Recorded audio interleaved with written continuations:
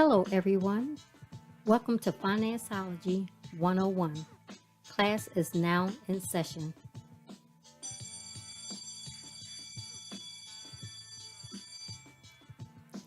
The information provided during this podcast is just that, information. You will need to do further research to address your specific situation. Enjoy the session. Hello, we're back again as Gifted Generations LLC presents Financeology 101. Today we have the honor of a very special guest. Been knowing him 29 years, almost 30 years, plus 9 months. This special guest is my oldest son, Tori Seegers.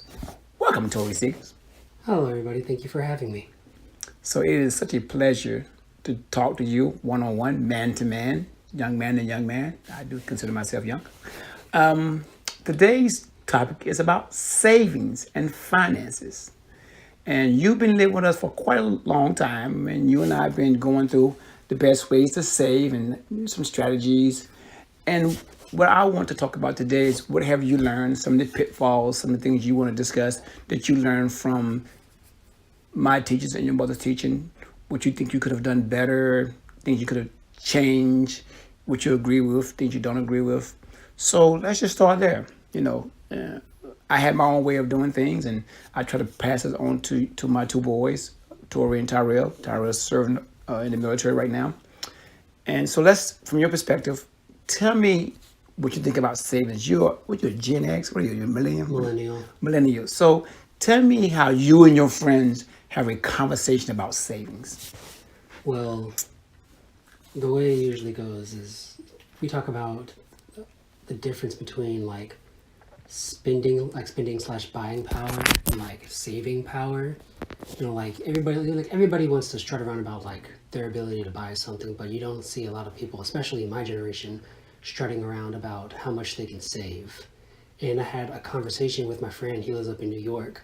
And I just told him, I was like, I reached my goal for savings. And he's like, oh, how much did you save? I was like, oh, 10K. And he froze. He was like, you have how much saved? I was like, 10K. And to me, I was like, because of my dad being my dad, and the way he likes to save and his financial.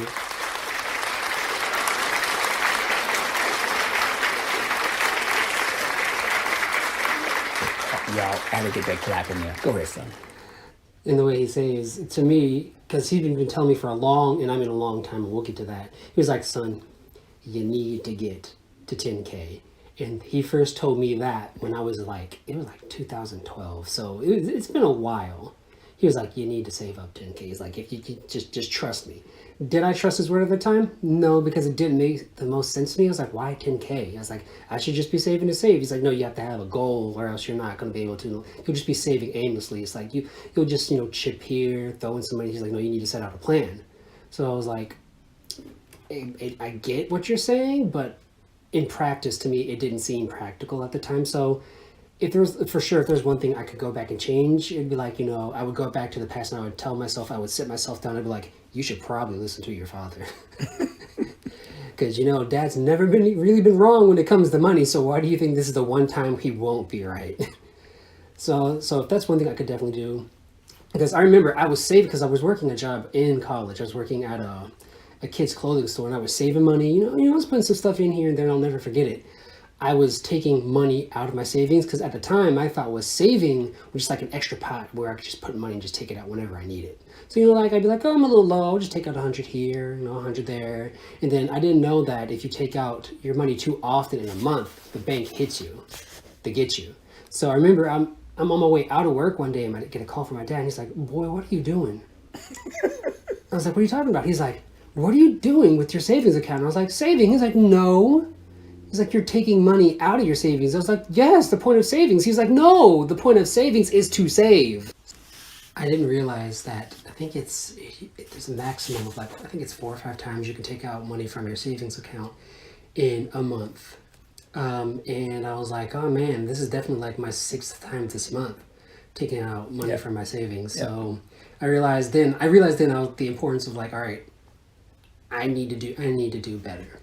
So let's just go ahead and jump forward to I'll say my second job, the job I'm currently working at, because that's when like I was still going through like the same like, kind of process, like with saving, trying to save more, but at the same time like wanting to live my life, feeling like if I save too much, I don't get to have any fun. But if I save too little, then I'm not putting into my savings account, which is something my dad has spoken about a lot. He's like, save, but don't save too much where you don't get to have fun, but don't save too little where your savings account isn't making any increase. And the example he said was, he's like, I want you to start off by putting in $300. Put in 300 and see where you end up at the end of the month. If you see that saving 300 wasn't enough, you can increase it a little bit. But if you see that saving 300 was too much, then you can adjust from there. He's like, but I want you to put in at least 300 a month. So I was like, okay, I can work with that. That's a good number. So I was putting in $300 a month, and then I was looking at my bank account, and I was like, oh man, it's just a really nice feeling to see your savings account slowly build, like to see that number get bigger and bigger each month. I was like, this is a nice feeling, but I was still struggling with like, maybe I'll just cheat here, I'll cheat here, I'll put in, I'll do what a lot of people do. I won't do 300 this month. I'll put 100, keep 200 for myself, but I'll put in 500 next month, just to balance it out. That 500 never happened. I'm not gonna lie to myself. It didn't happen. It never did. And then I fell behind, and then I fell back into old habits, and then it took me forever because I was trying to get to 5,000, and it took me far too long to get to 5,000. And then what helped change that is like I started working at an after school care before school care program at my school, and I was making a lot of money from the hours between before and after school care. So I told myself, I was like, what am I going to do with all this money? I was like, that's so much. I was like, yeah, I'll put like 300 in savings, save a little something for myself, go treat myself. And then I can hear my dad's voice in the back of my head, just softly saying, if you keep it in your bank account, you'll probably waste it. Save. And I was like, what? Save the money, put in more. Do it, son. Make sure you clean the kitchen when you get home. So I was like, that was random, but that was definitely my dad talking to me. So I was like, all right. So I got paid that Friday. I sat down in my finances. I sat down. I made a budget for the month. I saw how much I had. I saw how much I had in savings. I was like, how much can I actually put away and still be comfortable? And because I was making so much money because of before and after school care at that time, I was like, I can put away $500 a month and still be totally fine. And when I realized that, I was like, so I can save $1,000 every month. And when I realized that, because I was working crazy hours and I loved it, I was at that school for about 13 hours a day. I was making good money. So I was like, that's it. This is the new standard, because anything below 500, I felt like I was cheating myself. Okay. So I started putting away $500 a month. And then I remember the day I walked into my parents' room, I was like, guess how much I have saved up? They're like, how much? Like $5,000. My dad was like, ooh, look at you, big money grill, yeah. I was like, yeah, I'm talking about, I'm getting there. So, when like taxes came around and stuff like that, I would just take basically all the tax money and just throw it into savings. Yep. It's like, because I don't need to do anything with it. Like, right. I can live off of what I have. I don't really want to splurge or anything. I'm good. Right. So I just do it all into savings, and I still do that till this day. And then the big milestone, and I'll never forget it. I was at literally $9,500, and I was like, I get paid tomorrow. This is going to be such a sweet victory. I wake up, and the first thing I did was transfer over $500 into my bank account to give me the $10,000 that I needed. Mind you, it was like 5:30 in the morning. I kick open the door. I was like, ask how much money I have saved in my bank account. And then my dad is a morning person, so he was like, how much? My mom's not so much. She was like, how much you got saved? I was like, $10,000. My dad was like, woo! That's what I'm talking about. I'm gonna start calling you a 10,000-aire. What's up? That's what I'm talking about. That's what I'm talking about, son. I'm proud of you. I'm so proud of you. And I'm dancing in the room. I'm like, yeah, I did it. And it was such a great feeling, because I was like, it's possible. It's 100% possible. It's just, it has to click for you. A mindset shift. Yeah, it was a paradigm shift. Yeah. I went from all about being about buying and spending power to at the in between of like buy and save, and then I realized I was like I can still save a lot and like I can still treat myself because Right. I found like that sweet spot. So I was like, this is a really nice feeling. So now the saving is longevity power. Buying power is nice, but it's more immediate. Once it's gone, it's gone. But that saving, it's beautiful. So tell me about the biggest struggles. I understand you saying way back when you first started saving, most of it was a mental battle. What other kind of struggles? What did you feel peer pressure for, like hanging out with your friends, shopping and looking like them? I mean, what other kind of peer pressure that influenced your decision to say I need to do better and not living like the world is living? Well, the biggest benefit for me is that between me and my brother, we are complete opposites. My brother is super extroverted. I am 100% introverted. I don't like going anywhere. I like sitting in my room. I like chilling. I like being in my own space. So part of what worked for me, I realized I was like, why am I spending all this money? I ain't going nowhere. Right. Because like I'm literally spending money to just sit in my room. I was like, that's a little foolish. I could understand if I were like going out with the friends and stuff like that. I was like, I'm not going anywhere. It's like, why am I wasting so much? And at that point, it's not spending. I was wasting money because I wasn't doing anything. Remember, I used to say, son, why is there some purchase on your credit card when you have cash? And Oh yeah, yeah. you remember those conversations? Yeah, because there was a series of time where I was like, I was getting a lot of boxes. A lot. Oh, yeah, a lot is. I'm like, dude, what's up with your credit card? Why is there a balance on your credit card? Yeah, You guilty. remember those? Yeah, guilty as charged. There, at one point, my credit card, because I was going crazy, and as my dad said, it was over $1,000 now, and I realize now, and I get like anxious. I get like low grade anxiety when I look at my credit card statement. So I try to keep it as low as possible because I hate looking at that number. Because because the way you think about it, it's like, oh, it's only $10, that's fine, and then you go get something like, it's only $35, that's fine, $50, that's fine, $150, that's fine, $500, that's fine. Oh, I'll pay it off. That number gets even anywhere above like 200. I'm like, I feel sick to my stomach. I start feeling off. So what was my rule about credit cards and paying it off and what you can spend on it? What was my rule? You remember the rule? From what I can recall, don't pay off the minimum. Never pay off the minimum because you would think paying off the minimum each month would help you get the balance back down to zero, but interest is crazy. Pay it off in full. Pay it off in full. So whenever whenever my credit card comes up, I understand that any extra money that I would have had for playing, for fun time, stuff like that, it's just gonna have to take a hit because I was maybe an emergency came up, like cars and stuff like that, repairs, like you gotta pay it in full. So we talked a lot about budgeting. So even though you use a credit card, for buying stuff online and you would, pay it off at the end of the month, did you have a budget amount? You just like say, well, I'm gonna go out and spend $800 and then I'm gonna take $800 for my savings or whatever. Was there an amount that you lived on every month, and did you exceed that amount from month to month? I can't give an exact number, but yes. But number's not fine. Okay, no number, but did you live on a limit? Like, let's say you say yourself, I can budget myself for $250 a month to do what I want to with. But then you say, you know what, I'm going to go ahead and spend $400 because I got savings to draw from. Did you stay within your limited amount of budgeting for your expenses, your personal expenses?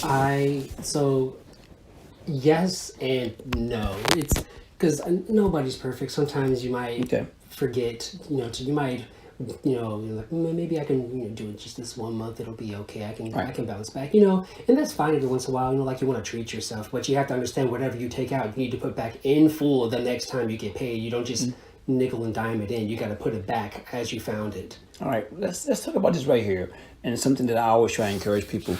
I know at one point in time, you kind of struggled with that. You would like, when when you had a car repair bill, and you had a savings amount, let's say $5,000, but you had it all in one big bucket, and you would like go get your car done, and it cost you $250, and then you would drop down $500. You would drop down to $4,500. You're like, man, my savings is not $5,000 no more. And we had that conversation. I was telling you, you need to have a separate amount that's not part of your savings. So when you go to emergency savings, it's just for that incident or that situation where you had maybe 5,000 in your savings account, 1,000 in emergency, and then you start building up your 3 to 6 month savings. So talk about that switch where you had everything in one account until you made that connection. I need to separate my money. All right, so for me, I would say I would feel like I was working so hard, and I finally reached the $5,000 goal, and then life happens, and I remember I think it was like brakes or something like that, or tires or something like that, and it's a great feeling. It's like I can pay this off without going like into debt. Like I have the money for it up front, but because I was still so new to it, I felt terrible because it was like, oh great, now I'm no longer at my goal, because at that time I had everything in one savings account. My dad was like, well, do you have an emergency fund? I was like, I just learned to start saving. What in the world is an emergency fund? Like, Dad, I'm on the tricycle, and you ripped off the training wheels, and you're like, now go down this hill. You got it, son. And I'm like, I can barely pedal the bike myself.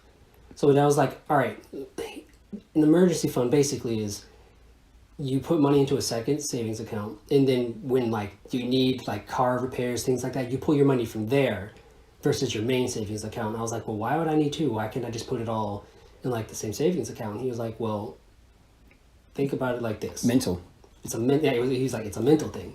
Because like when you put everything into the same bucket and you take something out of the same bucket, you're gonna be like, oh man, my bucket's a little lower now. But if you have two buckets, and you have like the main bucket, which is like the big bucket, and then you have like a small bucket for like, emergencies and things like that, you won't feel as bad because like, that is set for these kinds of things versus like touching like the big savings account. And whenever you touch the big savings account, you're kind of like, I don't know if I should have done that, versus an emergency savings account. It's like, oh, got it, allotted. Right. That's it, keep it moving. Yeah. To me, was a mental aspect of you just knowing to switch. And I have to commend you. You come a long way. I stayed on you a lot, and that's my job, man. I'm trying to build that legacy so you can have your own legacy. So let's talk about this right here. You moving forward, do you see what are your dreams and aspirations towards savings? And you're gonna be 30 this month, and yeah, you're still young. And I'm always telling you, you can retire at a young age, maybe 20 more years. And so now you now put money into the state funded. How does it feel that you have started that? Now it took us a while because you and I fought about that thing for a while. Remember that? What? Yeah, we fought. What? I was like, Tori, I'm going to do it next month. Tori. What? I don't remember that. Tori. I don't. You're like, oh, okay, I'm going to start. And then now that you started that, and you see that's growing, and you see that thing can take momentum, how does it feel to have your savings, your emergency savings, maybe a travel fund, and now you have your own state 403B, right? 401k. 401k. So how does it feel having that, knowing that you're moving towards a retirement goal at a young age? For me, I would say a milestone, because the running joke in our generation is adulting is hard. We like the running. It's like, what's something that you didn't know was expensive until you became an adult? People are like groceries, gas, light, clothing. We're like, we didn't know this was expensive when we were kids because mom and dad took care of everything. Well, you did know for a little bit, because for that one year I made you keep my chicken book. Oh gosh, the headaches. Remember that? My dad would, and it was like, this was back when I was like a kid. So when you were on the computer, it was a physical checkbook and a pen, and he would hand me all the receipts. He'd be like, balance it. I'd be like, oh, Dad, I just want to go outside. He's like, no, balance this checkbook. And I would be sitting down, and I'd be going through receipts, and then at one point I'd be like, where's the receipt? Dad, you just came back from the store. Where's the receipt? Yeah. He was like, what do you need? It's like, you told me to balance the checkbook. Give me the receipt. Remember that time you used a penny off? Oh, dude. All right. So, yeah. even now when I do my own personal checkbook, if I'm a penny off, I go through every bank statement, every receipt. I'm like, where in the world did this penny come from? Because my bank will say such and such and so with 87 cents, but my book says 86. Where's the other penny? That one penny made me so upset. I was like, give me all your receipts right now. I'm in charge of your banking. I need to find out where this penny came from. Boy, Guess what? that. I did my math wrong. Oh, man. I lost the penny somewhere without with adding and subtracting and stuff like that. Oh, boy, I remember that. That was good old days. I was just trying to teach you the principle of knowing how to balance a checkbook. And I also want to just show you how we spent money in this household. And I actually gave him the checkbook, all the receipts, all the bills, everything, utilities, lights, gas, car, mortgage. It was the actual live statement. And I was like, I ain't doing this no more. You're going to do this for a while until you get a good grip on it. Because to me, I was trying to show you what's out there in the world. Now, how old were you then? Like 14, maybe 15? I was more like 13, Yeah, maybe, I know maybe 12. Was it that young? I thought you were in high school. No, gosh, no. I was in middle school. Got him young. So think about this, because again, the thing with our generation is we get angry at the older generations because we're like, these are things we wish you would have taught us in school. And the biggest thing was finances. So other kids in school are like sweating about, oh man, we got the math test. Math test? We have a light bill due and I don't know how much it is. What you talking about math? He's like, and I'm pretty sure my dad has to go to the store today. I don't know how much that's going to be. It better be in budget though. Forget the math test, kids. We got bigger things to worry about. And they're all like, what are you talking about? It's like, money, man. Money. Finances are crazy. And they're looking at me like, why are you doing the finances? Because I need to learn this, apparently. But he just said do it. He said do it, so I'm going to do it.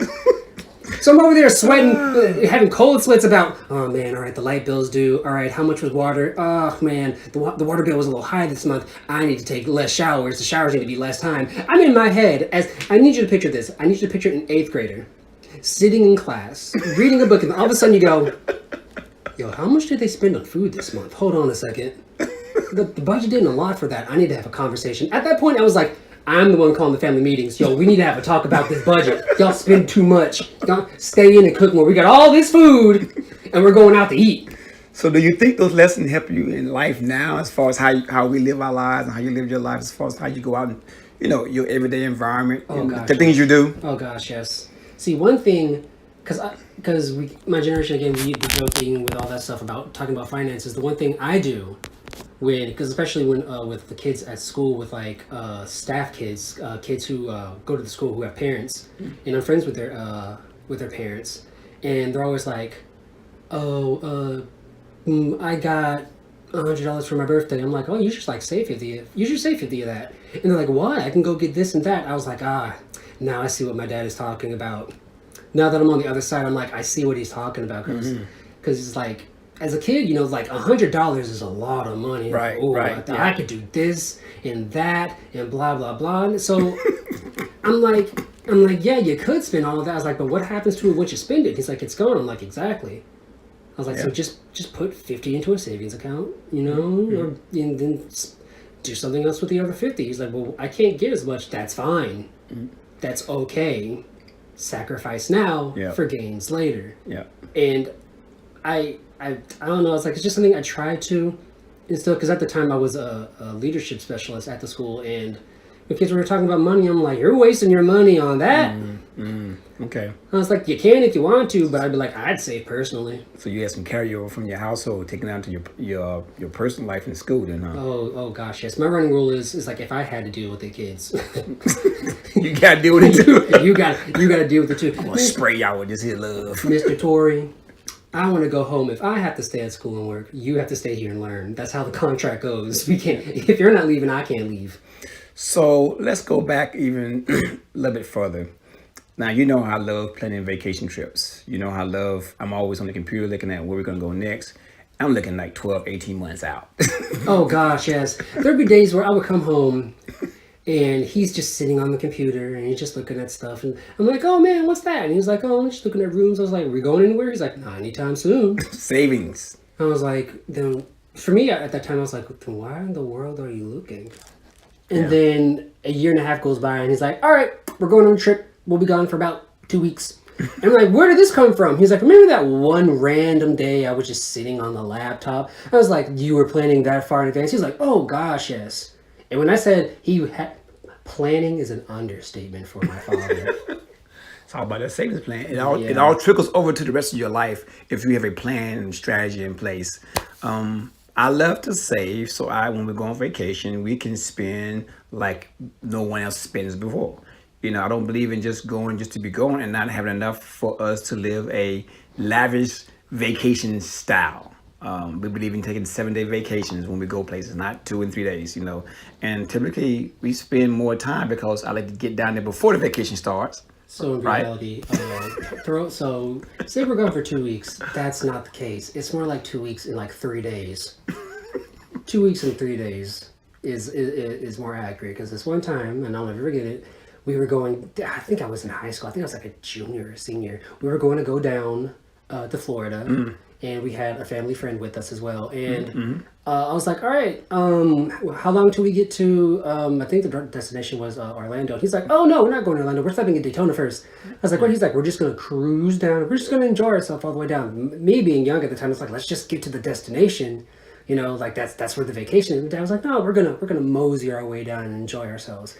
And it didn't make sense to me until like the trip ended, because we went to the NASCAR racetrack and stuff like that. We went to the actual Daytona Beach where the first NASCAR race was held, and then we went down to Fort Lauderdale, Orlando, Miami, the Keys, Key West. And so he was just like, we're just gonna mosey our way down the coast. We're gonna take a day to travel, stop, and all that stuff. To me, I was like, let's just get there, let's just go.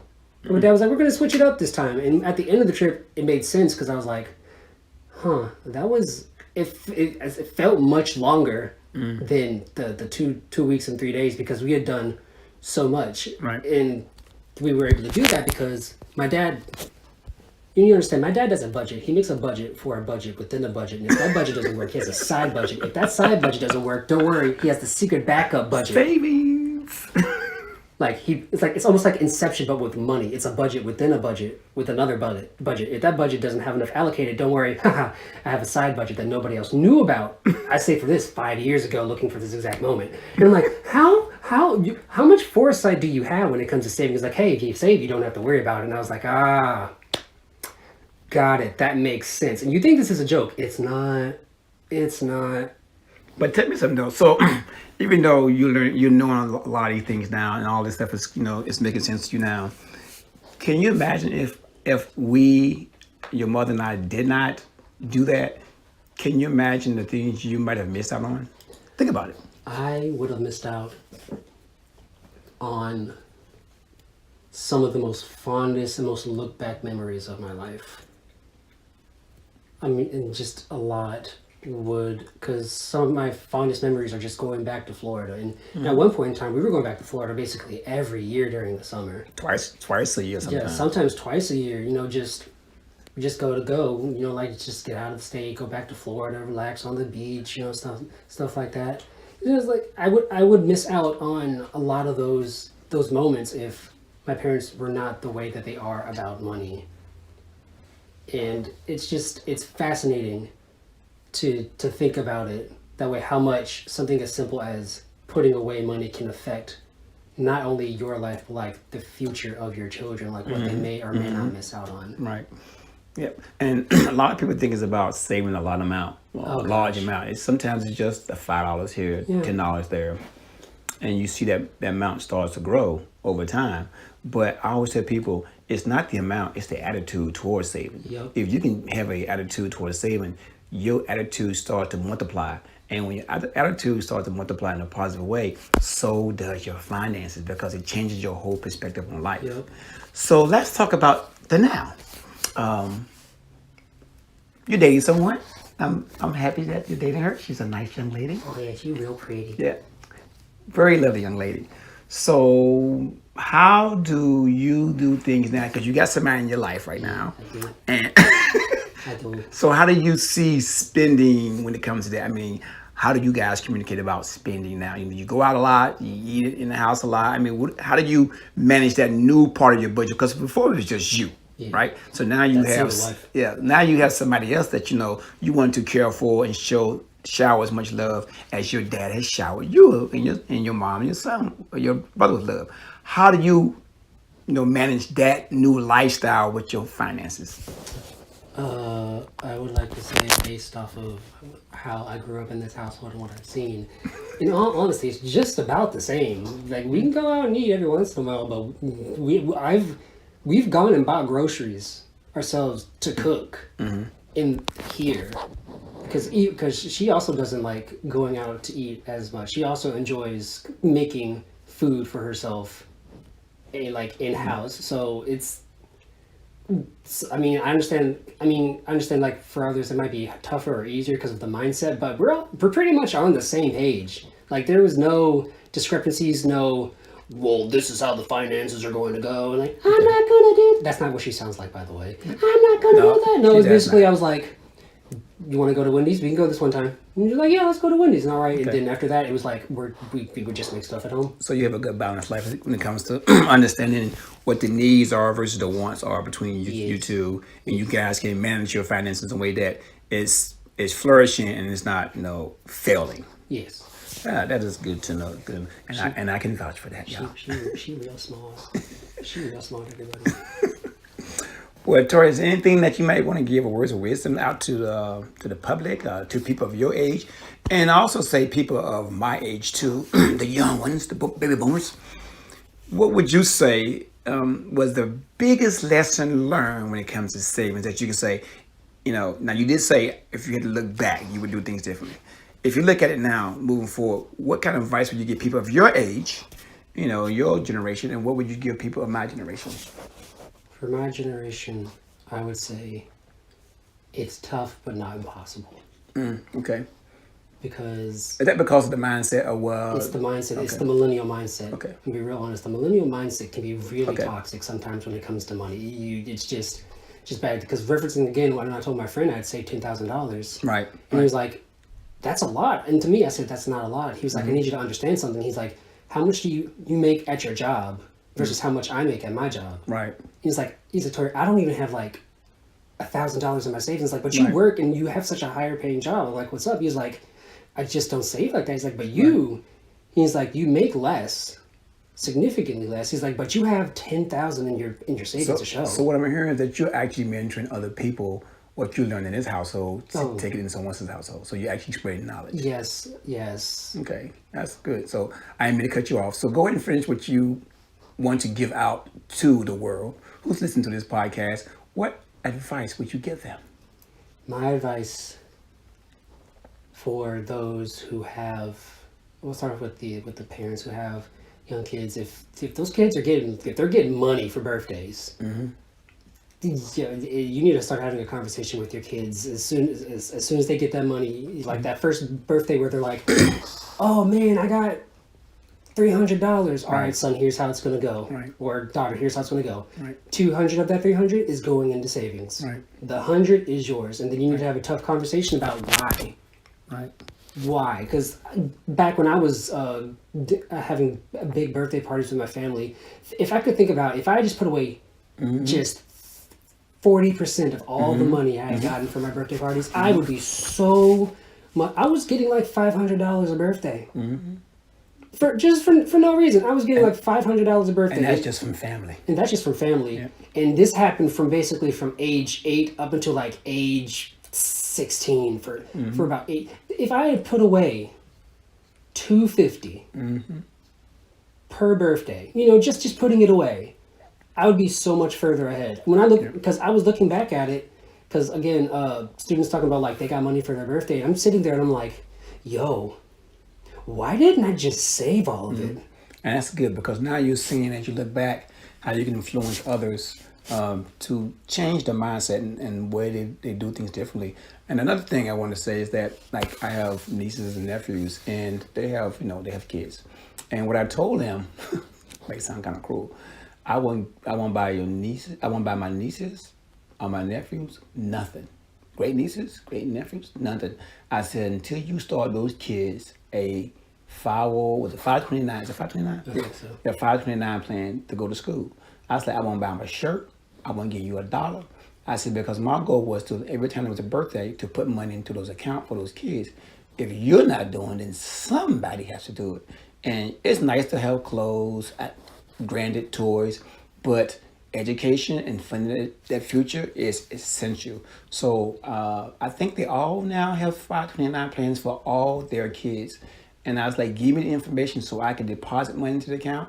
Or if I give you money, I want to see that money that's now deposited. So my thing was like, having young kids, and they're like, what, from 1 to 13, have a future.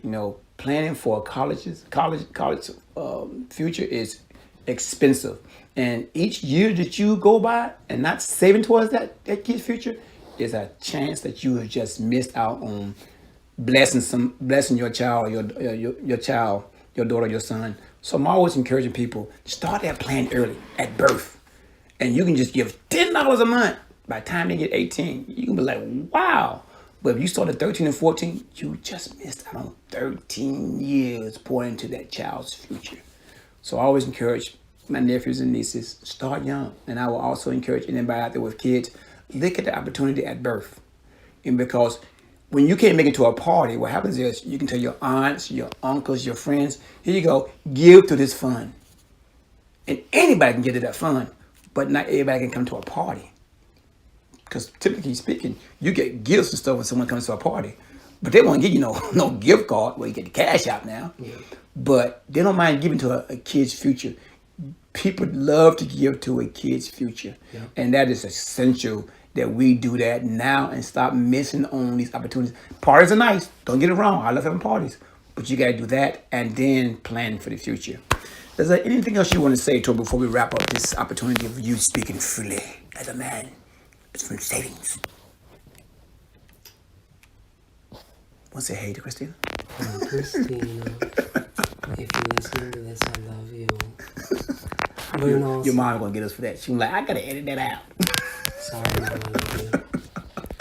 But in all seriousness, I would say thank you to my dad, more specifically his thumb, aka his rule. Because he has this thing he likes to say, oh, you're underneath my thumb. And it's just this, I know it sounds so silly, but it's so scary because he'd just walk in and he would just put his thumb up and he would just go up and then he would just press it down on the table. And I knew what it meant. It was like, oh, I'm in trouble. I'm in trouble. He wouldn't have to say anything. He would just make eye contact with me. Like the room could be nice and vibrant and I'm just relaxing. And then the second he walks in, the energy just drops. I'm like, ooh, that's never a good sign for me. He looks at me, he just points. Thumbs up and then presses it down on the table and he walks out. I'm like, what did I do now? He's like, did I miss something? Did I forget to wash the dishes? I was like, oh man. But no, it was usually about money. It was like, I saw your credit card statement, son. I was like, ooh, this thumb is going to be different because this one he's not going to let up on easily because this is his passion. This is what he does. Other ones, you kind of just like, right, he learned his lesson. No, that thumb is still on me.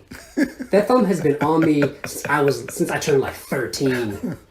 I'm 29 now. The thumb is never going to go away. Oh man! But I'm thankful for it because I just got my tax return, and the first thing I did, I wasn't second guessing. I threw 1,000 straight in savings without question.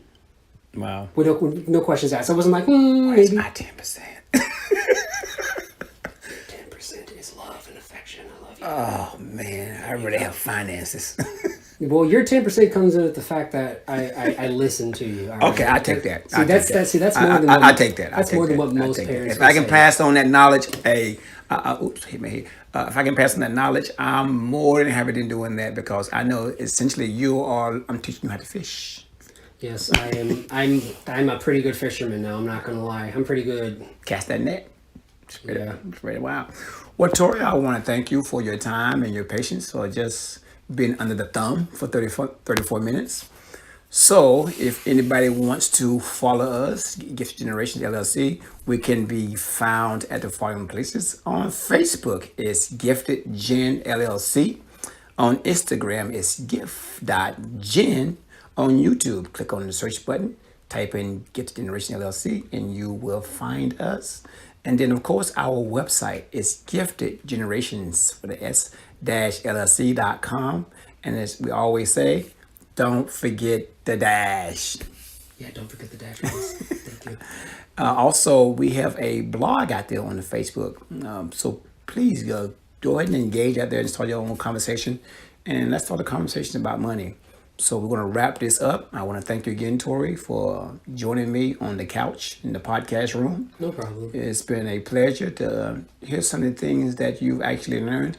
It didn't all go in one ear, not the other. I'm glad to know. But I see it. I see the growth, and I just want to say I'm thank God for what you're doing and what you're seeing and how you're living your life. I do want to say that, and I pray that you continue to save and you continue to do the things that you're called to do. You're a bright young man with a bright future, and you have a nice young lady in your life. And I always say, take care of her like I take care of your mom. That's your queen. Take care of your queen. Take care of your queen. So we're gonna be signing off. So as I always say, let's wrap this thing up. This is your boy, Roy Seekers. I got skills to pay the bills. We out. Well, thank you for tuning in to our podcast, Financeology 101. I hope you enjoyed this session and the information provided will assist you on your financial journey. Until next time, be financially engaged.